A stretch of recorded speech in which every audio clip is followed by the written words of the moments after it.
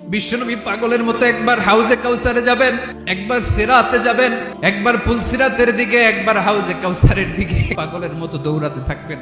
তার কোন গুনাহগার উম্মত যাতে জাহান্নামে ঢুকে না যায়। কিয়ামতের ময়দানে মানুষগুলো পাগল পাড়া হয়ে আল্লাহর নবী সাইয়েদনা আদম আলাইহিস সালামের কাছে যেয়ে বলবে, ও আদম নবী, আপনি দুনিয়ার বুকে প্রথম নবী, আপনি আল্লাহরে যে সুপারিশ করেন যেন আল্লাহ বিচার শুরু করে। আদম আলাইহিস সালাম বলবেন, আমি পারবো না, তোমরা সবাই মিলে বনি ইসরাইলের নবী মুসা আলাইহিস সালামের কাছে যাও। মানুষগুলো বলবে, বাঁচার কোনো উপায় নাই, 50,000 বছর মানুষ এরকম দৌড়াবে, আল্লাহ যদি বিচারটা শুরু করতো, যা হবার হবে, আগে বিচার শুরু করুন। বিচারই শুরু হয় না।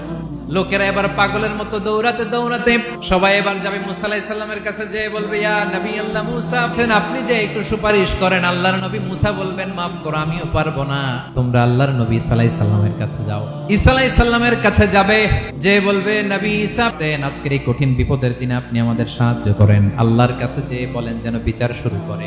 আল্লাহর নবী ঈসা আলাইহিস সালাম বলবেন, আমিও পারবো না, আমার উম্মত খ্রিস্টানেরা আল্লাহরে বাদ দিয়ে আমি ঈসার ইবাদত করেছে, আজকে আল্লাহ অনেক রেগে আছে, আমি পারবো না। তবে একটা পরামর্শ দিতে পারি, এই কঠিন সময়ে কেউ আল্লাহর দরবারে দাঁড়িয়ে একটা টু শব্দ করার ক্ষমতা কারো নাই, একমাত্র আখিরি জামানার পয়গম্বর বিশ্বনবী মুহাম্মদুর রাসূলুল্লাহ ছাড়া।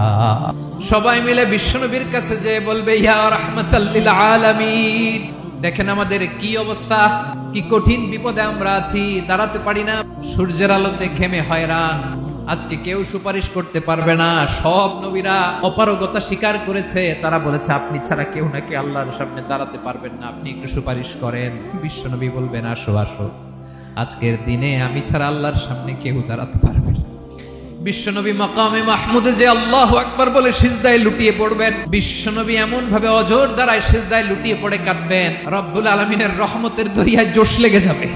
রব্বুল আলামিন এই দৃশ্য থেকে সহ্য করতে পারবেন না। রব্বুল আলামিন বলবেন, ইয়া মুহাম্মদ ইরফা রাসাক, ও নবী আপনি মাথা তোলেন, আজকে আপনি যা চাবেন তাই দেব, যার জন্য সুপারিশ করবেন তার সুপারিশ কবুল করে নেব। বিশ্বনবী মাথা তুলবেন, তুলে বলবেন, রব্বি হাবলি উম্মতি, আল্লাহ তুমি আমার গুনাহগার উম্মতকে বাঁচাও। এই দুনিয়ার বুকে রব্বুল আলামিন সব নবীকে একটা করে দাওয়া মুস্তাজাবা দিয়েছেন, মানে যে দোয়া করলে কবুল হয়ে যায় সাথে সাথেই। দুনিয়ার সব নবীরা ওই দোয়াটা দুনিয়ায় করে ফেলেছে। বিশ্বনবী বলেন, আমি করি নাই, আমি আমার স্পেশাল দোয়াটা কিয়ামতের দিন আমার গুনাহগার উম্মতকে সুপারিশের জন্য রেখে দিয়েছি।